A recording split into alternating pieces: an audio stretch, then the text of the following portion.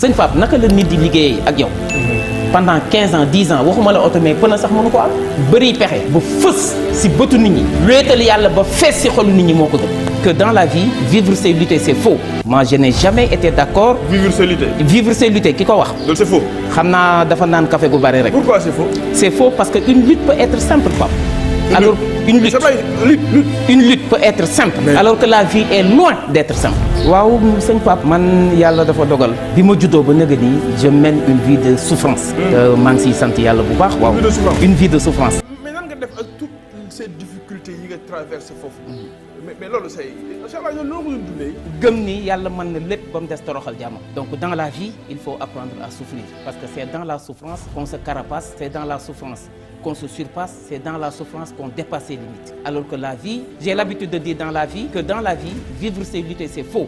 Moi, je n'ai jamais été d'accord. Vivre c'est lutter, qui ko wax? Donc c'est faux. Xam naa dafa naan café gu bari rek. Pourquoi c'est faux? C'est faux parce qu'une lutte peut être simple, Pape. Alors, une lutte peut être simple, alors que la vie est loin d'être simple. Vivre c'est combattre. Dans un combat, tu donnes des coups, on te donne des coups et tu en reçois. Alors si tu frappes moins vite et moins fort, on te met KO. La vie te met KO. Et quand la vie te met KO, il te sera extrêmement difficile de te relever. waaye su boobaa xoolal ñi la sopp yaakaar la nga bañ a tas seen yaakaar xool say noonu yi socc ba seen bëñ weex ñi fas yéene nga torox loolu moo lay may courage nga jug man sama force moo doon gëm ni benn jour si sama nekk à l'université de Paris fi ma dëkkoon si benn foyer damay nekk en méditation man j'aime méditer parce que di méditer man ni namu njaboot wéttali ko yàllaa ko gën namu njaboot nekk bitim réew sa njaboot nekk Sénégal j'avais laissé mes épouses et mes enfants au Sénégal ma ni yàlla xamloo ma ni namu njaboot wéttali ko yàlla moo ko gën ñeewantal njaboot dénk leen yàllaa ko gën yàkkamti wóolu yàllaa ko gën loolu méditation moo ma ko may méditation moo ma ko may si laa gis ni ndekete àddina c'est pas une lutte c'est un combat la vie c'est un combat ba nga xam te chaque jour quand tu te lèves et que tu sors victorieux ou vainqueur d'un combat, un autre combat beaucoup plus terrible et coriace se présente devant toi. Fan la nit di noppaloo wax ma ko. Les grands hommes se sont toujours reposés en changeant d'occupation. Loolu mooy seen repos. Maanaam je te donne un exemple. yow sëñ Pape nga lire ce livre sonn. au lieu nga dem tëdd di nelaw. problème yi wër la nga tëdd di nelaw da ngay dem seetaan benn documentaire. jox ma ci benn exemple. maanaam nga lire ba sonn. non l'exemple d'un grand homme. Barack Obama. J'aime beaucoup Barack Obama, j'aime beaucoup Nelson Mandela. Mais l'oula a attiré Barack Obama. Mais Barack Obama, c'est un être exceptionnel qui est en train d'irradier le peuple américain. Obama, c'est un homme il a été construit par les épreuves, par les aléas de la vie, les soubresauts de la vie, les effets extrêmement terribles de la vie. Il est parti quasiment de rien. Martin Luther King, j'ai fait un rêve, un jour viendra, I have a dream. Barack Obama le donne de sëñ Pape àddina ku fi bëgg nooflaay wala bànneex demal nga gasi sa kàmb sa sëgge xam ne yow sa heure day jot na doo fi noppalu doo fi am lu la neex. man am na lu ma marqué ci moom aussi Barack Obama bi mu wax ni mes discours les plus improvisés sont préparés à plus de 99%. dama doon démb dama doon benn documentaire ci Barack Obama ci dundam quoi. mais nga xam ci ngay xam ni yàlla dooleem parce que ci mariage mixte ci la jógee. à l'époque aux États-Unis d'Amérique. Il y avait sax yenn dëkk yoo xam ne dañ doon tere loolu mariage mixte moom nanguwuñ ko woon mais xoolal yàlla dogal mu judd ci loolu mais après parcours bi mu am na benn élection bu mu def mu perte ko mu métti woon ci moom lool mais teewul mu continuer foofu mooy sens bi ma waxee mooy li Joe Biden li papaay Joe Biden waxoon Joe Biden rek ni ko Joe échouer c'est inévitable exactement mais abandonner c'est impardonnable. xam nga yow sëñ Pape li tax ma fonk la waaw te dinaa ko seedeel waa Thiès yëpp mooy tu es dans l'entrepreneuriat te sëñ Pape yaa ma ko gën xam entrepreneuriat moom koo amul fit doylu woo doonoo jàmbaar ñeme woo épreuve ak difficulté mënoo tàmbalee ci dara wala ci lu ndaw libre ba mën a lutter contre les qu'en dira-t-on boo gëmee soo métier doo ci dugg gis nga sëñ Pape locomotive muy bopp saxaar c'est un wagon on est d'accord mais c'est un wagon mais pas comme les autres c'est-à-dire quand tu es comme tout le monde tu ne peux pas guider les gens. Il va falloir que tu es. Quand tu es comme tout le monde. maanaam boo melee ni ñëpp mënoo leen a yóbbu fenn wolof léegi bu ko sëñ Pape lu mu wax ku la sutul du la mën a may ker. kuy def li ñëpp di def yam fi ñëpp yam. yam fi ñëpp yam kuy def li ñëpp di def yam fi ñëpp yam. waaw ku la sutul aussi du la may ker. est-ce que xam nga ni bu ñëpp sonnee. waaw baisser les bras yow mi sonn ni ñoom mais nga surpassé wu def un effort exceptionnel excédentaire yow yàlla daf lay yéege ci kaw gaay yi. foofu la àddina toll. koo koy leader bi. est-ce que xam nga ni le plus grand chantier actuellement dans le monde c'est soi-même. Soi-même. Soi-même. Maanaam investir sur soi-même. Investir sur soi-même. Être vigilant par rapport à soi-même. Avoir une culture du leadership et de l'entrepreneuriat. gis nga seen papa nit ki gën a màgg tey ci àddina. waaw ki nga xam ne bu génnee ndiiraan. waaw mbumbaay topp ko. mas naa wéet ci dundam ba mel ni néew ci biir bàmmeelam. Cheikh Ablaye waxaatal loolu. nga ni ki gën a influence ci àddina bi. ci àddina bi waaw. ponkal mi nga xam ni bu génnee nit ñi topp ko ndiiraan topp ko mbumbaay topp ko. billahi mas naa wéet ci dundam mas naa wéet dans sa traversée du désert ba mel ni néew ci biir bàmmeelam. c'est excellent. mais waaw si solitude boobu. waaw ak traversée du désert boobu. c'est lay apprendre maintenant des dispositions exceptionnelles qui vont le singulariser. xam nga Sénégal lu ñu yàq. mooy dañuy jaawale waaja ak ka waaj bay bëgg a dem. dañuy jaawale. waaja ak ka waaj bay bëgg a dem.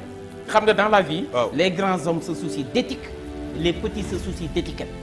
c'est quoi la différence. léegi éthique ak étiquette du benn yow tey jii li nga ma gëne booy sangu doo ko summi. très clair. jikko la ñuy gëne nit. c'est-à-dire on ne peut pas être leader, on ne peut pas être guide de sa génération si on n'est pas dans une dynamique d'empathie et de philanthropie. borom xol bu lëndëm soxor ñuul kukk yàlla du ko jiital ci kanamu askanam. empathie mooy lan. empathie mooy bëgg doomu aadama mooy philanthropie mooy bëgg nit ba doo ko gëmee jël sa énergie yépp concentré ko si lu ko jëmee kanam ak lu ko sauver loolu mooy philanthropie loolu mooy empathie. et c'est dans ce sillage-là que se trouve le leadership et le développement personnel. lii ma gis nga Obama pour jeexal ci Obama. waaw gis nga àddina bala ngay sàmm. waaw da ngay sàmm ba pare. bala ngay sàmm.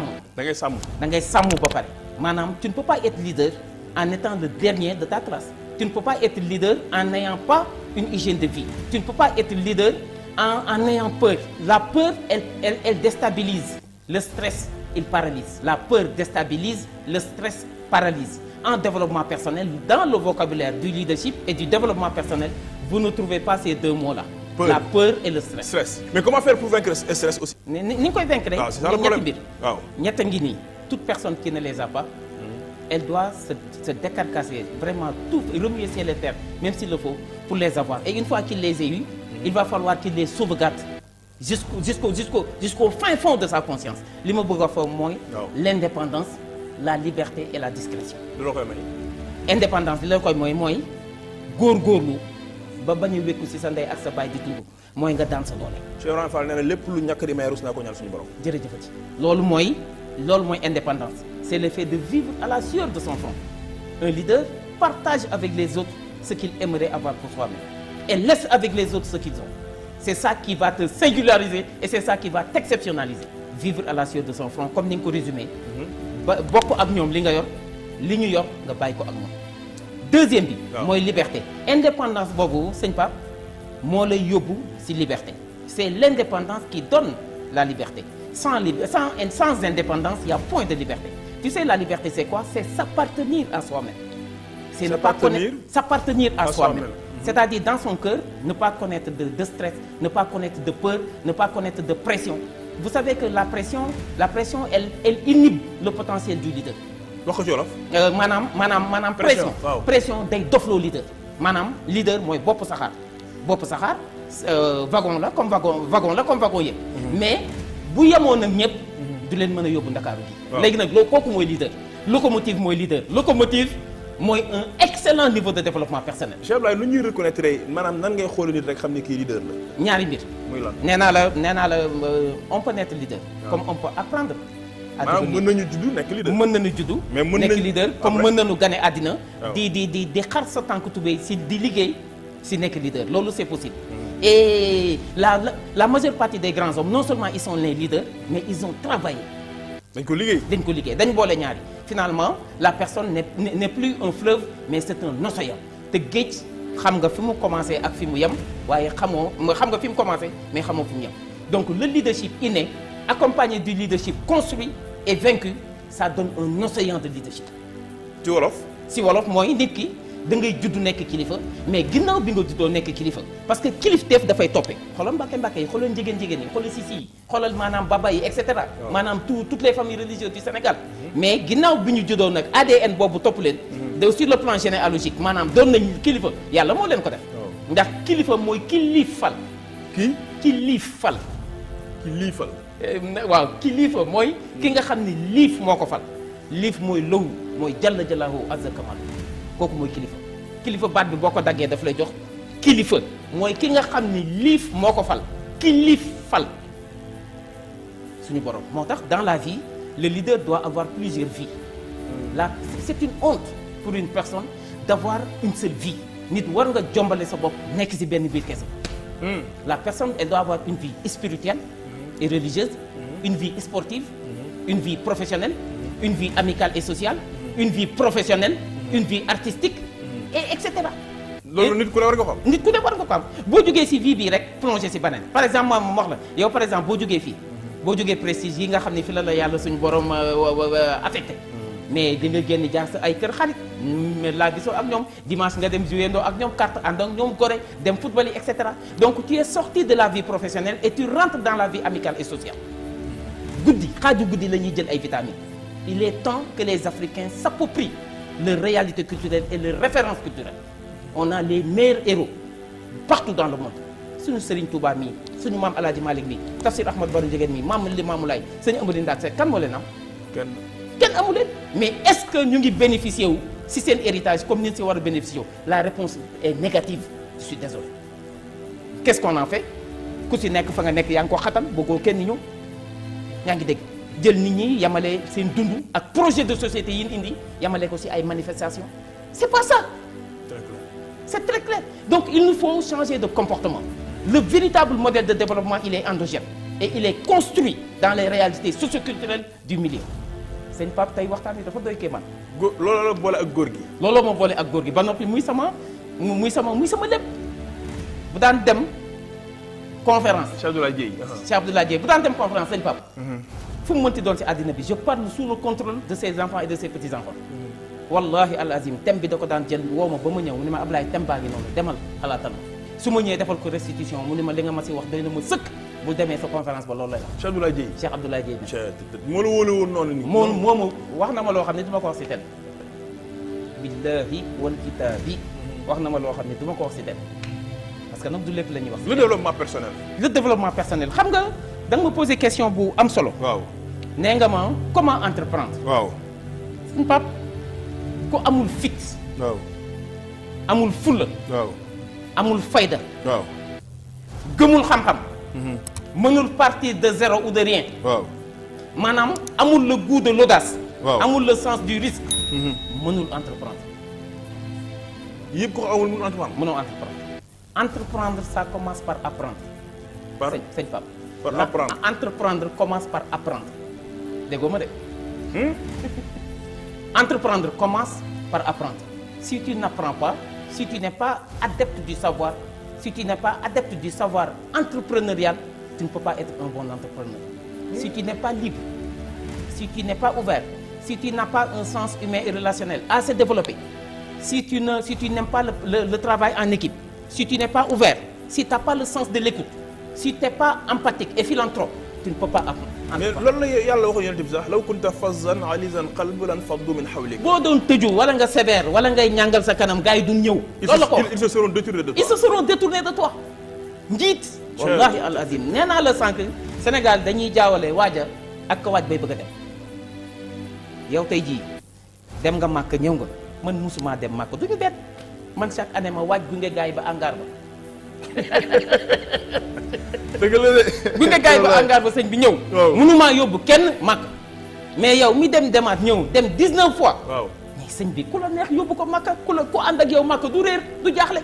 kon bu ñu jaawalee waaja ak ka waaj bay bëgg a dem waaja mooy le leader waaja mooy l'entrepreneur. Entreprendre ça commence par apprendre. quand tu maanaam boo amul fit. est-ce que xam nga ni sama wéjuru jigéen tey. bis bu liggéeyoon sama kër bàyyi sonn fa lool. te man aw ma fit sëñ Pape liggéey ba du ma si jot. ah gars yi dañu naan seen ndey liggéey na ko seen ndey liggéey. mais ça ne suffit pas. loolu dayul. kuddu gi tax nga jot si. mais mooy fit. lu tax leader war a am. Pape man bi ma yàlla dimbali na bi ma ganee àddina ba nëgë ni li ma jotoo am akas néew. donte amaguma dara j'en suis à mes débuts. wala yàlla seetlu na ko ak yonent bi sallallahu alayhi wasallam. mais bëri na lu ma réaliser fit moo ma ko may. fit man boo génne woon gaynde si mbedd mi ñeme naa ko ruux. man fit moo lay may loolu. man Ablaye Dieye fit il faut nga am fit entreprendre sëñ Pape ça commence par apprendre. addina noonu la vie d'un homme d'un grand homme elle est saccadée par un ensemble d'épreuves parce que Imam Ghazali def ni plus le but est noble et élevé nombreuses en sont les étapes et les obstacles difficiles nit ki kéem la nga bëgg. waaw na mu amee maanaa. waaw te am solo te baax te rëy jaar-jaar ya noonu lay bare jafe-jafe yi metti lool. y a pas un saint peureux y a pas un saint envahi par le stress y a pas un saint qui ne contienne pas la pression yàlla du yónni yambar. wala yi. wallahi al azim tapet amu fa. seen kuréel tapet amu fa est-ce que xam nga ni yàlla musul yónni am yambar wala ko ragal. entreprendre ça commence par l'acquisition de la connaissance. entreprendre c'est apprendre. Dans le passé pour être riche et respecté qu'est-ce qu'il fallait?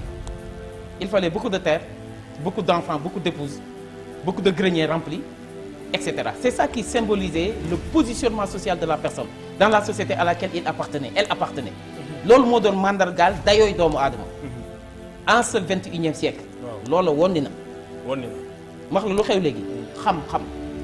xam-xam. Le savoir donne l'avoir, l'avoir nous mène au pouvoir. Le savoir donne l'avoir, l'avoir nous mène au pouvoir. Je te donne un exemple. Youssou Ndour. Savoir artistique, super étoile. Beaucoup de concerts. Participation à de grands événements. Avoir beaucoup de milliards. L'industrie du futur. IGFM, King FM, RFM, etc. Mais c'est ces milliards-là, fekkee ma si boole. dëgg la de.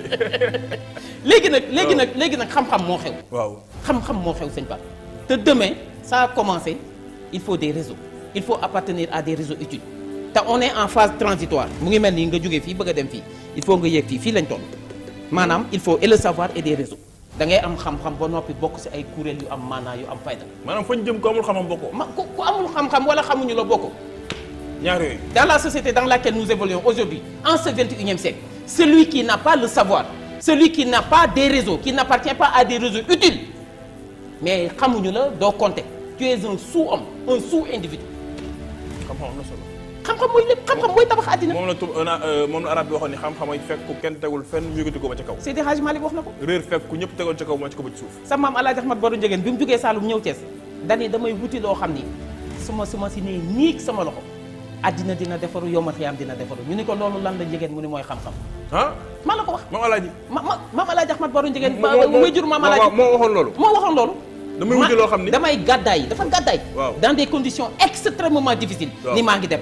bàyyi ndey bàyyi nguur bàyyi bàyyi mbokk bàyyi alal bàyyi suuf bàyyi nguur daal di jaar fi mu jaar ba ni mu accès Tëngéej def fa 20 ans mais destination finale la mooy Kër Mamélage ñu ni ko looy wuti mu ni nit da ngay xam li ngay dundee damay gàddaay wuti loo xam ni bu ma si tegee sama loxo addina dina defaru yomal xiyaam dina defaru ñu ni ko loolu la lan Ndiéguène Mamas mu ni mooy xam-xam gis nga sëñ Pape bâtiment bii ñu nekk nii bu piliers yi dëgërul woon poto yi ak fondation bi est-ce que dina fi mën a nekk loolu mooy xam-xam moo téye àddina le bâtiment de ce bas monde est construit sur les piliers de la science et du savoir te demain on est en phase transitoire il faut appartenir à des réseaux yenn saa ay dossier di nelaw des fois tu as un dossier que tu dois traiter qui dort dans le bureau d'une personne qui a fait là-bas des années des mois etc mais c'est un coup de fil d'une relation qui réveille le dossier là et il est traité en urgence en catimini donc je lance un appel à la jeunesse amul taw budul sewet amul guddi gu bëddul set c'est pas amul taw budul sewet taw lu mu fort ak lu mu yàgg ak lu mu daaneel ay tabax si tekk lay mucc guddi loo fanaanoo xiif fanaanoo feebar fanaanoo wàccu fanaane mar bët dina ma sa set kon rikki waay bu robinet bi tëjee bu mu naan potit ndax robinet dina ubbiwaat nit da ngay tàmm am sa ngërëmal baay am sa ngërëmal yaay bayre mooy baay bu ree il faut la formation mooy xam-xam après la formation mais c'est là après la formation c'est là le fait d'aller chercher les papiers idoines c'est la formalisation les 3 F formation formalisation financement pour entreprendre il faut les 3 F la formation la formalisation et le financement formation mooy lan ci wolof. formation mooy tàggatu am xam-xam bi ñu doon wax sànq. mais tu ne peux pas être entrepreneur. si t'as rien dans la tête. il faut avoir une tête bien faite pour entreprendre. c'est ça la formation. c'est-à-dire et dans la formation Ben, c'est un apprentissage. Aussi bien des connaissances établies de manière rationnelle, mais l'apprentissage de la vie. Il faut allier savoir-faire et savoir-être. Je marche sur la jambe du savoir-faire et sur l'autre jambe, c'est la jambe du savoir-être. Savoir-faire ci olof. Savoir-faire mooy man-man mooy xarañte mooy xam-xam. Savoir-être mooy jikko ju rafet. mais sëñ bi lu ne nit dina ko toroxaale ba mu des ñaari biir. jikko ju baax ak xam-xam. lu ne nit mën nañoo boole nit ak lu mu am toroxal ko ba mu des ñaari biir. jikko ju rafet kenn du ko am di torox xam métier kenn du ko am di torox. métier kenn du ko am di torox donc après avoir acquis la connaissance. Wow. Après m'être formalisé après avoir trouvé de bons financements maintenant le sens de l'audace, le culte de l'innovation, la culture de la qualité, le sens du travail bien fait, yaa ngi dégg la motivation optimale des RH. Parce que quand une personne n'est pas motivée, elle ne fait que émerger. Elle ne se surpasse pas, elle ne dépasse pas ses limites. Elle est là que pour émerger, pour qu'on n'ait pas d'excuses pour ne pas lui donner son salaire. Quand la ressource humaine n'est pas motivée, elle fait semblant de travailler, mais elle ne travaille pas en réalité. En réalité. C'est-à-dire, lorsqu'elle quittait son domicile au petit matin, elle a ouvert son réfrigérateur, y a placé son cœur. Elle est venue vide à l'entreprise. Parfaitement. Mais quand la personne elle est motivée, elle vient à l'entreprise avec son cœur, elle est entière, elle sourit, elle plaisante, elle partage ses connaissances. Nan nga koy motiver. Nan nga koy motiver de deux manières. Une motivation d'abord symbolique et une motivation financière. Sëñ Pape njiit ña nga jiite gënoo leen ëppoo leen xam-xam manoo leen say maam gënul seeni maam gënoo faa yeewu gënoo faa baax gënoo faa yaru ëppoo fa xam-xam yàlla daf ni la cas si biir gaañ yi teg la si seen kanam rikki waaye séddal sa borom si ñi nga jiite. Et je parle de manière générale je parle du chef d'entreprise kon descends à la base ne cherche pas un escalier dérobé ne cherche pas je ne sais pas à exprimer une certaine hauteur qui n'est pas méritée. Tu ne dois pas te placer au-dessus des gens. Reste simple et courtois, comme l'a dit M. Kéba Mbaye dans sa célèbre lettre destinée à Abdoul. Et c'est ça la motivation symbolique. mooy yëgal nit ñi yëg li ñuy yëg te di taxaw ci seeni soxla. mooy motivation symbolique. mooy motivation symbolique. maanaam yow nit ñi yëg leen. Cette motivation symbolique là elle est extrêmement importante. wax la lu wala fa koo yëg koo teral tëral ko koo toroxal toxal ko koo teral tëral ko koo toroxal toxal ko. dafa mel ni Mandela yoroon na jikko jooju. mais bien sûr Nelson Mandela est-ce que xam nga ni mësul interrompre nit kuy wax ak moom. ah. Nelson Mandela. waaw. man j'étudie la vie des grands hommes man li ma yor ci ay téere qui traite de la vie des grands hommes xaw ma sax nu mu toll. Nelson Mandela il n'a jamais interrompu quelqu'un qui lui parle. Quand tu t'adressais à Nelson Mandela il avait un sens de l'écoute extrêmement développé. Sens de l'écoute lu am sens solo. de l'écoute lu am solo la. est-ce que xam nga ni Pape on n'interrompt pas une personne qui parle.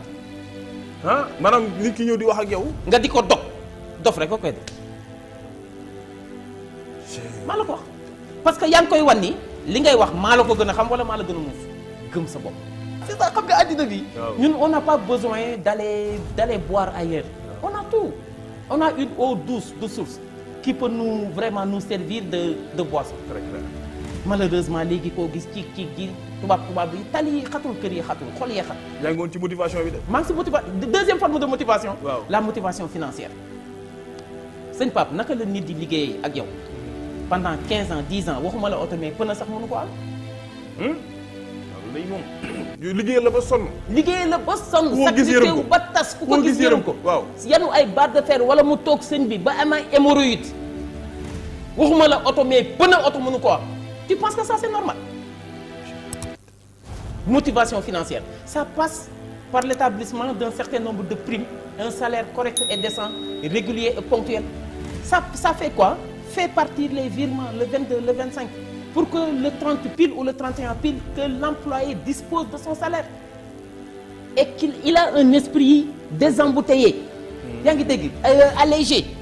Il va entamer un nouvel mois avec un nouvel état d'esprit. xel mu dalay liggéey. xel mu dal mooy liggéey sëñ bi mais il y a des gens qui ne payent pas qui ne motivent pas mais qui entretiennent la personne pour qu'elle ne meure pas.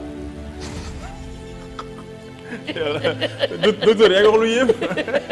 dëgg la gars yi dañuy calculer say charge yu ba xam ni yow. sëñ bi 250 000 nga soxla si maanaam si mois bi bu ñu calculer sa lépp. dañ lay kii ba xam sa lépp nii. ñu muy 250 000 ñu tegal la sa benn 5000 boo def weccet. fay la 255 000. mais on te promeut pas on t'entretient on te motive pas on ne fait que t'entretenir pour que tu ne meurs pas. C'est la raison pour laquelle il s'est établi ce qu'on appelle le burn-out, le turnover. yaa ngi dégg le nomadisme professionnel. Les gens ils te disent chef j'ai un deuil j'ai un décès c'est pas vrai c'est pour aller répondre à un entretien d'embauche. Très clair. xam nga communication elle est extrêmement importante. Sans la communication il y a aucune performance il y a aucune cohésion il y a aucune implication. Est-ce que tu sais que Pape les deux guerres mondiales on a déployé toute l'artillerie militaire internationale.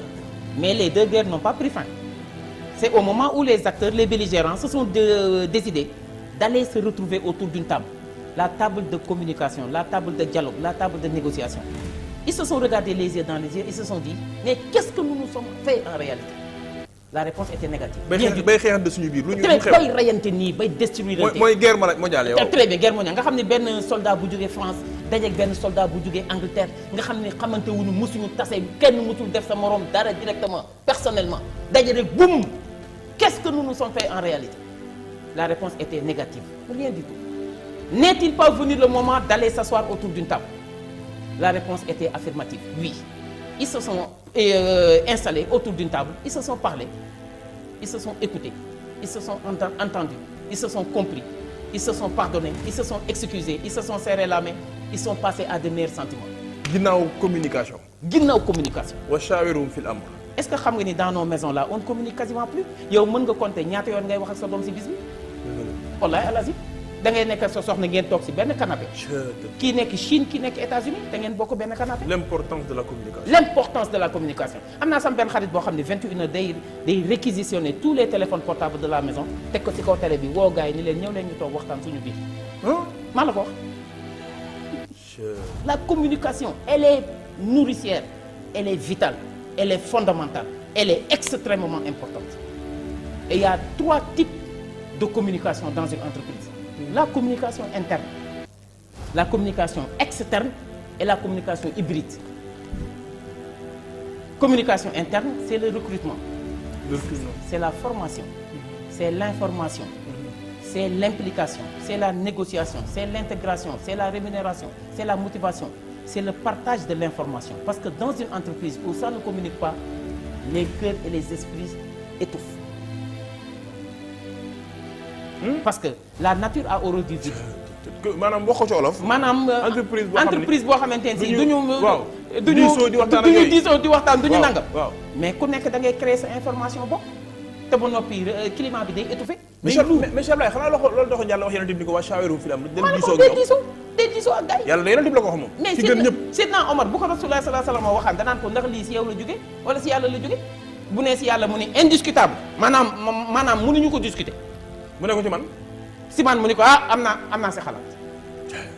maanaam diisoo. chef d'entreprise boo ko wax seen boo def naa ñu taxal mais woyof jaam bu nekk yàlla bind na takk na buum ci sa baat doo ko gis jaam bu nekk yàlla takk na buum ci sa ndigg sëñ Pape boo woyofee wàcc ànd ak doomu aadama yi yàlla jël buum gi sa baat yëkkati. boo yëkkati sa bopp di kawelu di yoxamte ko kenn mënu see dëkk. mën naa jug fii léegi taxaw yoxamte ko mais may naa la 3 minutes pas mu wàcc. nit ki buy yëkkati boppam nag yàlla jàpp guum gi ci ndiggam xëcc ci suuf.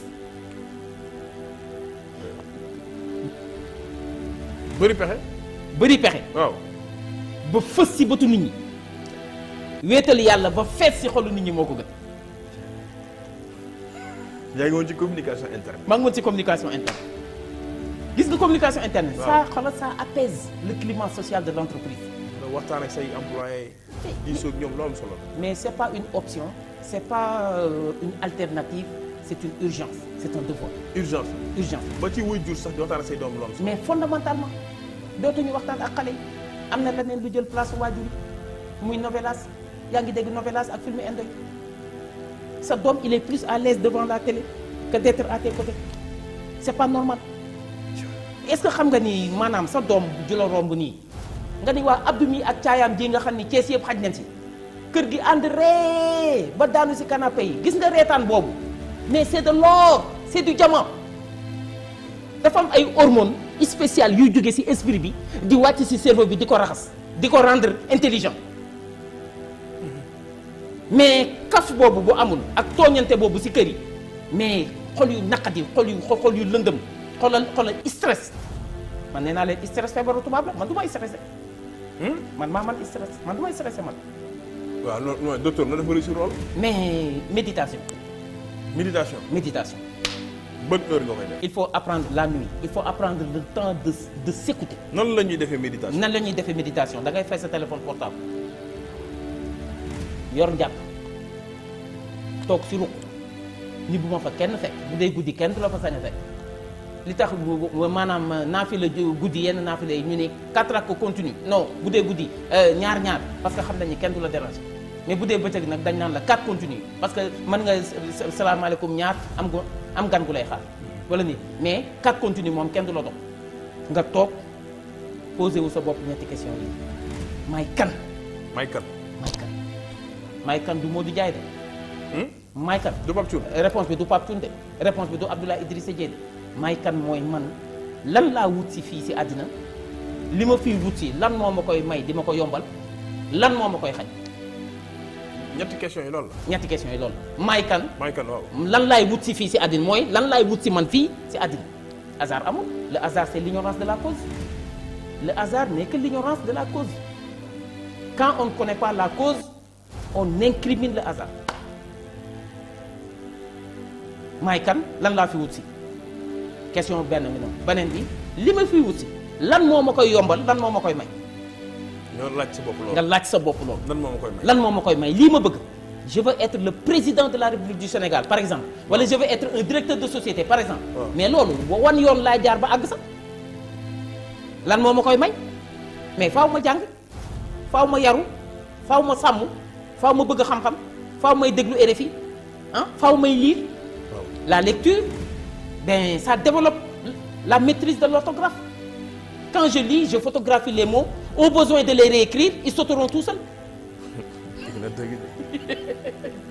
nee naa la chantier bi gën a mag jamono ji ñu toll nii mooy sa bopp léegi mooy lan après lan laa fi wut si nan laay def ba am ko. nan laay def ba am ko waaye yaa ngi ci méditation bi fu mu toll noonu. maa ngi ci méditation. waaw waaye lii ma bëgg. waaw mais lu ma koy xaj. lan moo ma koy xaj. lan laay def ba ñàkk ko. lan mooy li nga xam ni bu ma ko defee wan yoon wi nga xam ni su ma fa jaaree mais li may wut du ma ko am sa xel daf la koy jox parce que quand tu médites tu te dégonfles lorsque tu médites dafa mel ni bal boo peeral xam nga ngelaw la dem. waaye beneen ngelaw lu bees moo ñëwaat gis nga boo méditer ba pare. waaw beneen nit ngay nekk. lan moo ma koy xañ. lan moo ma koy xañ. après loolu nga identifier ko. di ko moytu nag. di ko moytu. foo toll di ko moytu. am ñaar yooyu ci sa kanam. may kan lu ma fi wut si lan moo ma koy may lan moo ma koy xañ. te loolu boo ko defee. volant baa ngi noonu. docteur di nga am réponse. mais volant baa ngi noonu. toog nga ci chaise bi mais volant baa ngi noonu 9h15 may kan lu ma fi wut si. li ma fiy wut si ak li ma bëgg lu ma koy may 9h mais li ma bëgg ak fa ma bëgg a àgg lan moo ma koy xañ écart ma téye bu baax di daw. mooy tax a àgg fa nga jëm. mooy tax a àgg fa nga jëm te surtout Pastef